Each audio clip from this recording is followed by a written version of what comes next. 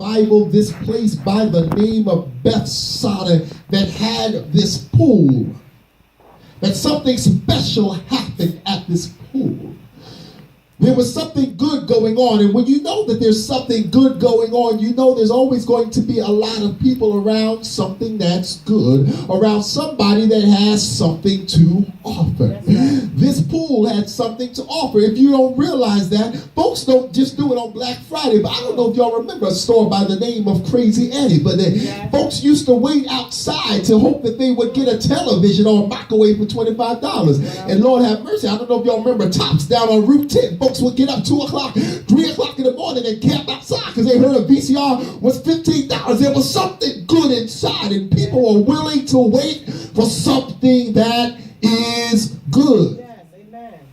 Before they had Ticketmaster, if you wanted to see a good concert, you couldn't just get up online, pick your phone up and put your phone back down. You had to camp and sit outside and hope that you got a good seat. People wanted something that was good. So there was this pool at Bethsaida that attracted people with problems that needed to be corrected. Amen.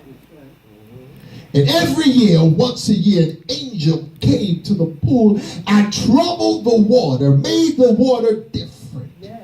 So the people had to be in the right place at the right time. And sometimes if you're desperate enough, you will stay in the right place until it's the right time. No, y'all didn't say nothing to me. I'm going to say it again. I said sometimes if you're desperate enough, you will stay at the right place until it's the right time. If you really don't want to miss your spot, you're not going to move from that place. If you found out they said at the bank, the first 200 people to open an account, we're putting $10,000 in the account. If they open at 8 o'clock in the morning, you're not getting there at 7:58. You want to be at the right place so that when the right time occurs, you are already there. Amen. That's right. So these people put themselves in the right place so that when it occurred, they were already there. And the Bible declares that the angel came once a year and troubled the water. And the water was indiscriminate. What does that mean? When the water was troubled, whoever made it to the water was healed of their infirmity, healed of their disease. There were all kinds of people, lame people, blind people, deaf people, halt people, but whoever made it to the water got what they needed.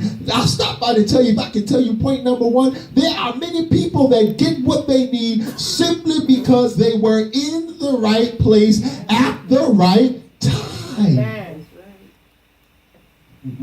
I've stopped by to tell you that when it's raining outside, if you have the Holy Ghost or you don't, if you don't have an umbrella, guess what? You will get wet. Amen. That's right.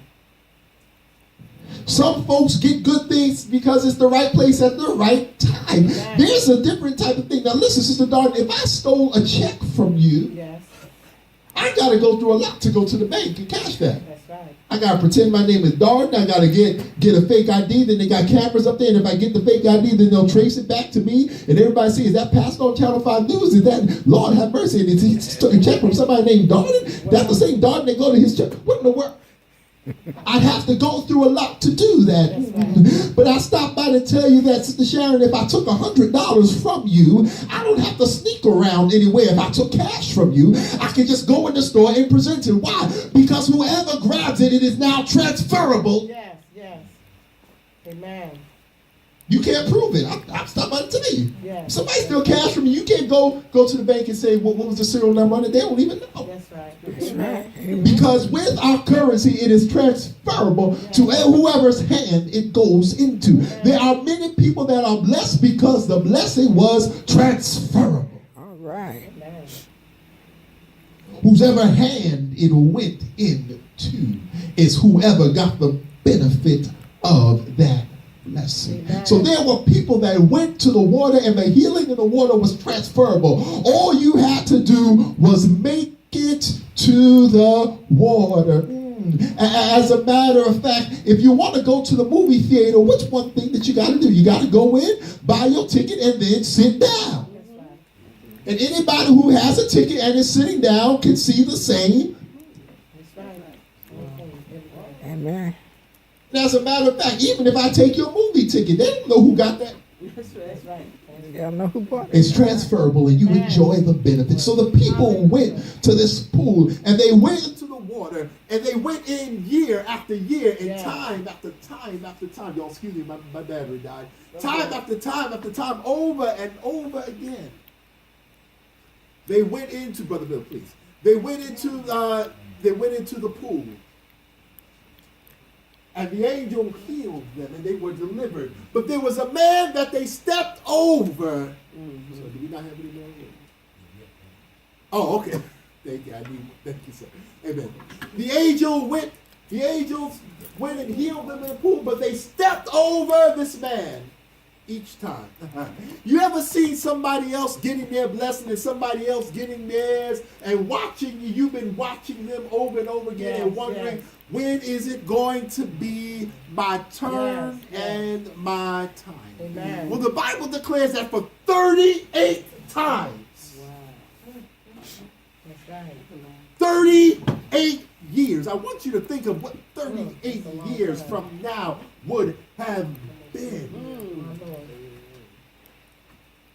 I'm believing, if I'm counting correctly, that was 1979. Think about where you were in 1979, if you were. I was -2 years old. From 1979 till now, you went somewhere every year hoping for something. That takes a lot of patience. After what, many folks don't have that kind of patience. You go down to the bank asking for a loan every year. Matter of fact, many of the banks didn't even have the same names anymore. All right. You might have went to First Fidelity, First Union, Wachovia, Wells Fargo, not even sure where you would have been going, but every single year for 38, thank you, for 38 years, this man watched everybody else get blessed, and they kept going past him for 38 years. But one day, somebody by the name of Jesus came by and saw the man lying there, and he said to the man, will you be made whole? Now, my answer might have been, after 38 years, I done gave up on it. You know, if you want to consider somebody a stalker or consider somebody crazy, call somebody for 38 years in a row wondering, are they going to pick up the phone? They would think you done lost all your mind. Area codes weren't even the same 38 years ago. There was no such thing as 973 38 years ago. Amen. Will you be made whole? And the man said to him, I have no one to help me. While I am in the pool, everybody is so concerned about themselves, they just step over me. And if I can say so, can I say something that sounds kind of cruel? I'm going to say something that sounds cruel. Can I say something that sounds kind of cruel? Yes. Stop using the excuse that no one helped me. Oh, I'm sorry. Let me go leave a second. All right.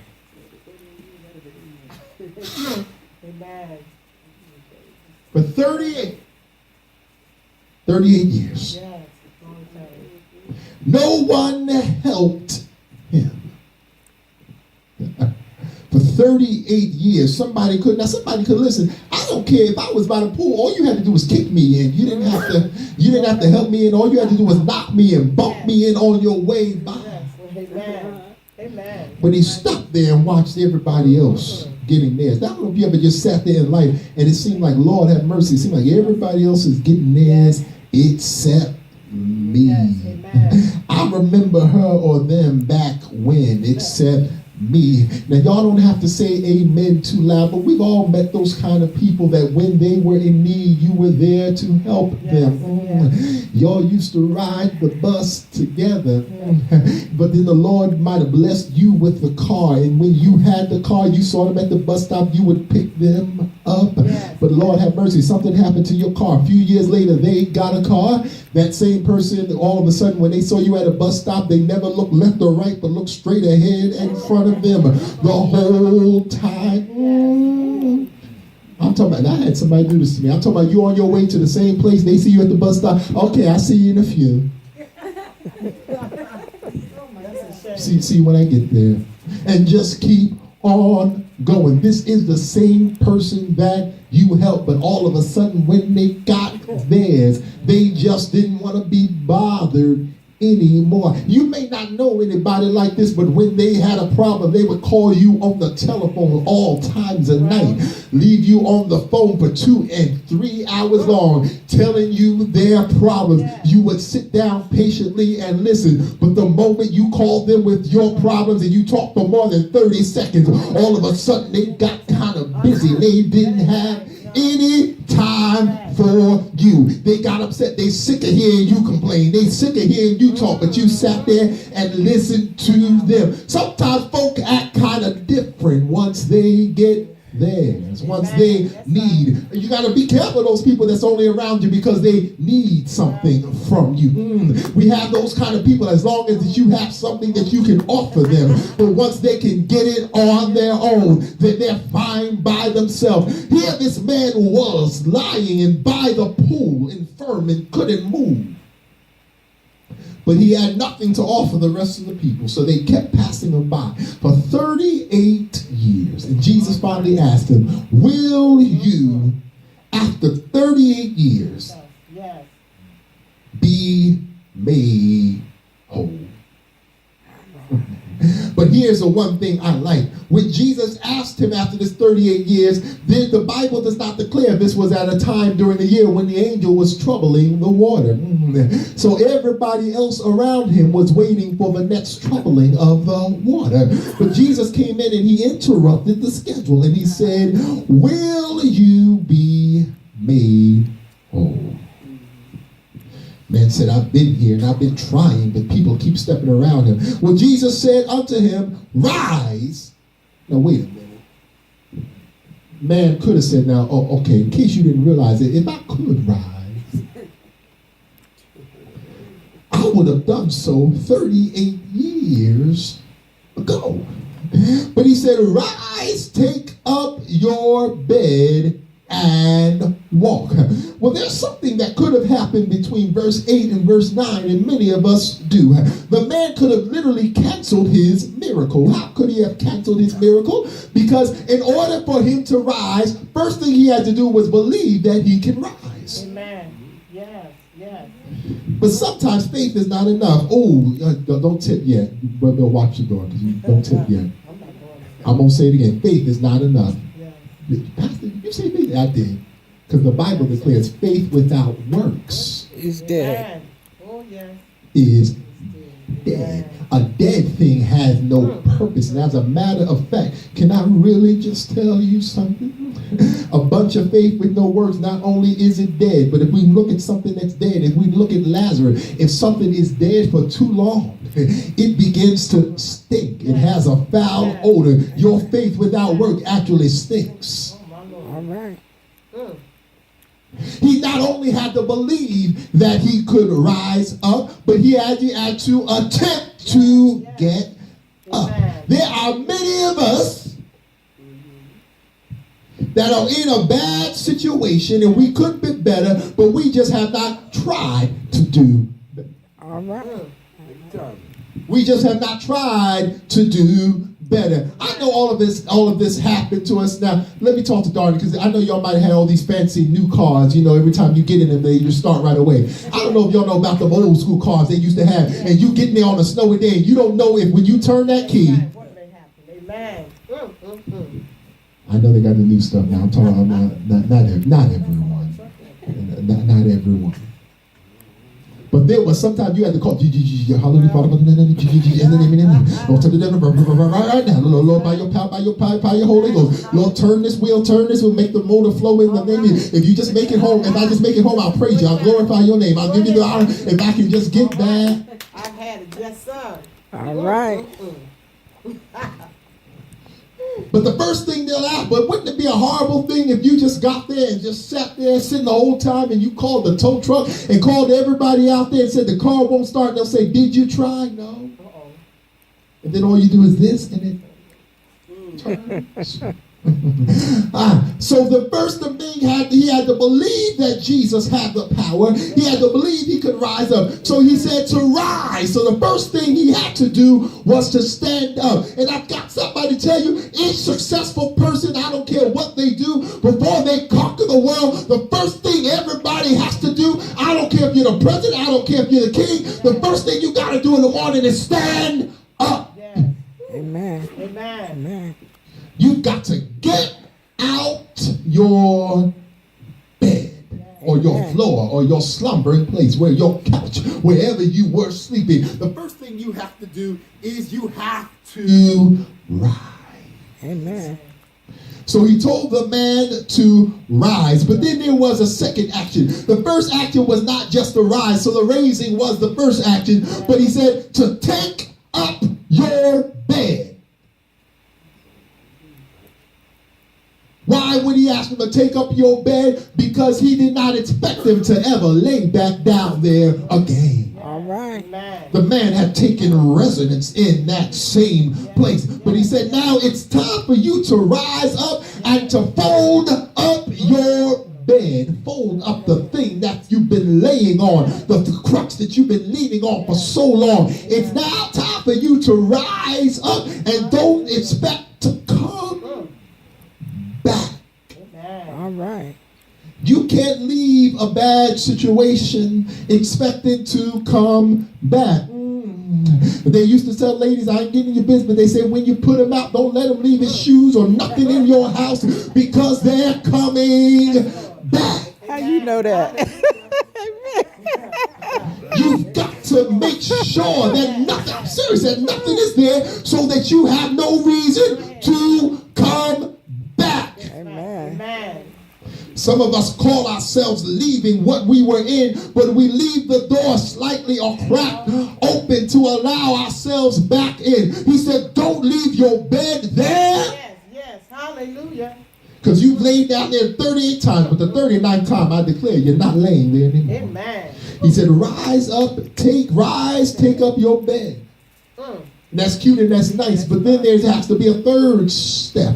Everybody has to get up in the morning, and getting up in the morning is real nice and real cute. But after you get up in the morning, there's something else you've got to do. You've got to move. That's right. All right. Amen. All right. Amen. There's got to be some action. Yes, You can't yes. stay in the same place that you're in. Hallelujah. Now, one program that I used to love, Pastor, I'm going to say it one more time, love, is the Star Trek. That was one of my favorite programs. Amen. Before you had DVR, you couldn't call me on the phone when Star Trek was on. You couldn't have a conversation with me if Star Trek wasn't going. I'm not saying amen real loud. If you was calling me, I could barely hear you in Star Trek, because that was my. But one of the things that used to fascinate me is they used to have this technology called the transporter, and they would just stand still, and all of a sudden beams would come over them. But I've stopped by to tell you that even with that technology does not exist today. I can't just stand still and tell somebody to beam me up and expect to be somewhere else. In order for me to get from point A to point B, I actually have to move myself. Yes, I have to. That's right. So he said, take up your bed and walk. Amen. Get to moving. Verse 9, and immediately the man was made whole. Amen. He took up his bed, he was obedient, and walked. And on the same day was the Sabbath. So he heard what Jesus said. He was made whole. He took up his bed and he walked, never to return to the same place again. And as I get ready to close in the presence, Lord, I stop by to tell you, I don't care how long you've been in the same place. When God delivers you, please tell somebody you don't ever have to go back again. You don't ever have to go. You don't ever have to go back again. You don't have to be a repeat offender. Isn't that a very terrible thing? You see folks caught up into the system. It's a very sad thing when you leave one situation and go back to the same thing again and again. When you hear somebody telling you about the bad first marriage that they had, and the bad second marriage that they had, and the bad third and the fourth one, and you start to hear a pattern. But you don't have to go back again. Rise up, take up your bed, and walk. Glory. This man didn't wait his turn. He could have waited. He could have told Jesus, I'm going to wait until the next troubling of the water. But he didn't wait his turn. He was obedient. He had faith, and with his faith, he had action. Now here we are in 2017. So the question is, now that I have faith, now that I have believed, and now that I believe, what is my action behind my faith? Because I stopped by to tell you, not only do you have to have faith and action, but you have to have faith and the right action. All right. You have to have the appropriate action. Action, this, as long as I'm doing something, it doesn't always work that way. Doing something is not always enough. If you went down there to Morristown and everybody every year got double charged on their taxes, you just pressing buttons in the computer, and every single year people was paying 2 times or 3 times. Well, I was doing something. I was here every day, and I was here every month. I understand that, but at a certain point in time, darn, you driving the bus and don't nobody get where they supposed to be. They supposed to be in Elizabeth, you got them down in Linden. They supposed to be north, you got them in Irvington. But at least I tried. At some point in time, trying is not, I know it sounds cruel, but some point in time, trying is not enough. You got to get the appropriate results. That's the world we live in. Amen. Well, at least I had tried. You know, I did the best I could. I learned that until a task is done, the best you can is not enough. Amen. So I've got to have faith, but I have to have action. And what is my action? Sometimes I have to have faith and believe that my actions will work. Amen. Amen. That's right. Amen. There are many of us that are frozen by inaction. And I don't understand how there's people who have no action that try to stop your action. All right. People who are not doing anything that try to stop you from doing something. People that have nothing going on with themselves that stop trying to tell you what you ought to do. People that are nowhere near a millionaire, nowhere near a business owner telling you how you should conduct yourself and what you should and should not do. And if they were you, or I'm glad you are not me. I am so glad that you are you and I am me. Amen. Faith without works is dead. Sometimes I have to wait, but other times I'm not waiting. Tell somebody you don't have to wait. You don't have to wait your turn. We're all standing. We're getting ready to go in the presence of the Lord. You don't have to wait your turn. Amen. You don't have to wait your time. This man went and he made it his turn. He made it his time. He believed what Jesus said. Hands and give the Lord praise.